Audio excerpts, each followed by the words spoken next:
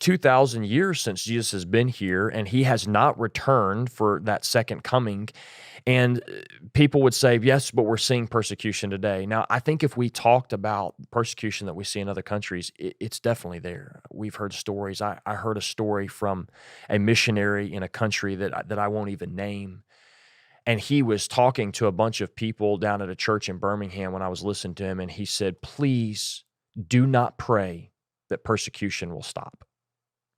He said, pray that persecution will continue. He said, it is because of the persecution that the gospel is going out and people are being saved. As Americans, we don't even understand that.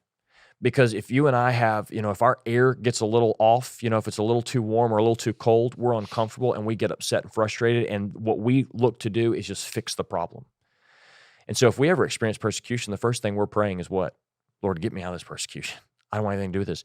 But Jesus literally tells them, this is coming, but it's for a good reason, because it's going to give you the opportunity to share your testimony.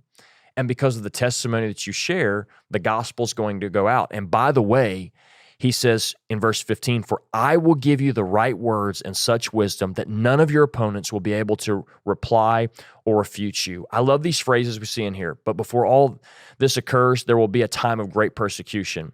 That was true of the time right after Jesus. We see that some places here in the world today. And, the disciples would be persecuted after Jesus had mentioned this. I mean, he was predicting what was coming for them. But one of the things that we see here is that just because they experience persecution doesn't mean that that is a sign that Jesus is coming back right then. Yeah.